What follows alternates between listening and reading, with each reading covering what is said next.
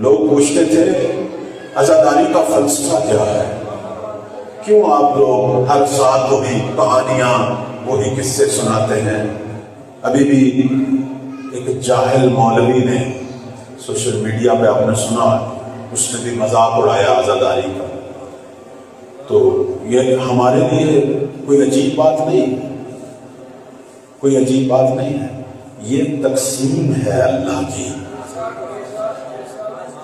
کنہوں نے آل محمد کے لشکر میں شامل ہونا ہے اور کنہوں نے یزیدیوں میں رہنا ہے.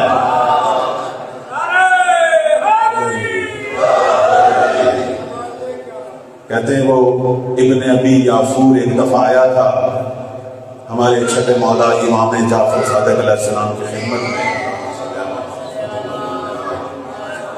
کہنے لگا کہ ہم دیکھتے ہیں کہ بعض شیعہ جو آپ کی عزاداری بھی کرتے ہیں، ولایت کے بھی قائل ہیں، لیکن ہم دیکھتے ہیں وہ حرام و حلال کا خیال نہیں رکھتے، جھوٹ بھی بولتے ہیں، غیبت بھی کرتے ہیں، حلال و حرام کا خیال نہیں ہے، ان کے کاروبار کو دیکھتے ہیں. لیکن مدن مقابل ہم کچھ لوگوں کو دیکھتے ہیں جو دوسرے مکتب سے ہیں، بڑے حلال و حرام کے پابند، بڑی نمازوں کے پابند، لیکن وہ آپ کی ولایت کے قائل نہیں. تو یہ کیا مسئلہ ہے؟ امام لیٹے ہوئے تھے، اٹھ کے بیٹھ گئے، کہنے لگے ابن ابی یافور درست ہے، بعض مومنین غلطیوں میں مبتلا ہے، گناہوں میں مبتلا ہے. اگر کوئی مومن گناہ کر رہا ہے تو امر بالمعروف کر، نصیحت کر، اسے سمجھا، لیکن تجھے حق نہیں ہے ہمارے شیعوں کی توہین کرنے کا. کتنی محبت ہے ہمارے آقا مولا کو. فرماتے ہیں کہ اگر تیرا کوئی بھائی، تیرا کوئی بیٹا اگر کوئی غلطیوں میں مبتلا ہے، گناہ میں مبتلا ہے، تو تلقین کر، اسے نصیحت کر، امر بالمعروف کر، لیکن تجھے حق نہیں ہے ان کی توہین کرنے کا اور ان کی تعریف کرنے کا. کہنے لگا مولا کیوں؟ کہا تو دیکھ نہیں رہا ہے کہ اللہ نے کن دلوں کو ذکر حسین کے لیے چنا ہے. آخر ان کے اندر ایک نورانیت تھی کہ پروردگار نے ان کو آل محمد کے ہمراہیوں میں انتخاب کیا، اور ان کو بشک ان کی نمازیں ہیں، بشک ان کی ظاہری زندگی، ظاہری تقویٰ ہے، لیکن پروردگار نے ان کے دلوں کو دشمنان محمد و آل محمد کے ساتھ رکھا.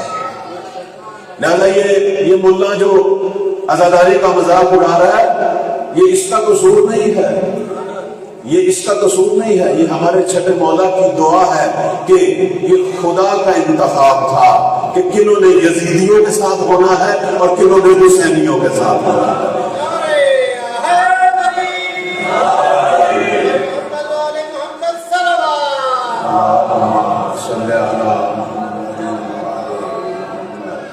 جو شخص آج کے دور میں بھی مقصد حسینی نہ سمجھ سکے، جو آج کے دور میں بھی فلسفہ عزاداری نہ سمجھ سکے، تو وہ اندھا ہے نا.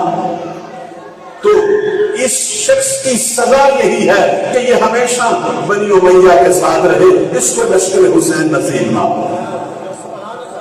اس کی سزا یہی ہے.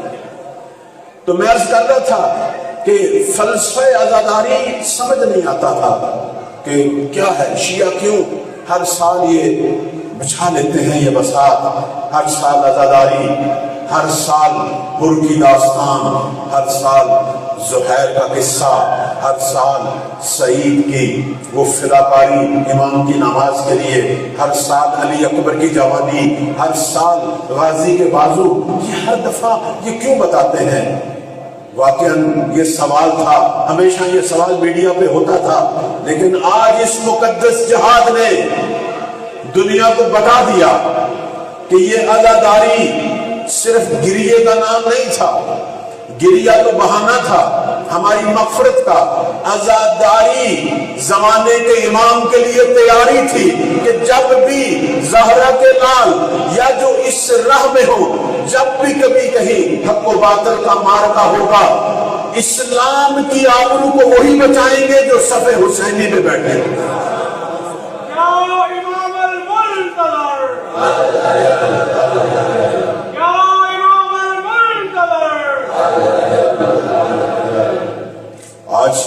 اسلام کی لاش، اسلام کی آبرو ان کی وجہ سے بچی ہوئی ہے۔ اگر کوئی یمن میں کھڑا ہے تو وہ بھی حسینی ہے، اگر کوئی لبنان میں کھڑا ہے وہ بھی حسینی ہے، اگر کوئی عراق میں کھڑا ہے، اگر کوئی ایران میں کھڑا ہے، جہاں جہاں بھی کوئی کافر کے مدِ مقابل کھڑا ہے آج وہ حسینی ہی کھڑا ہے۔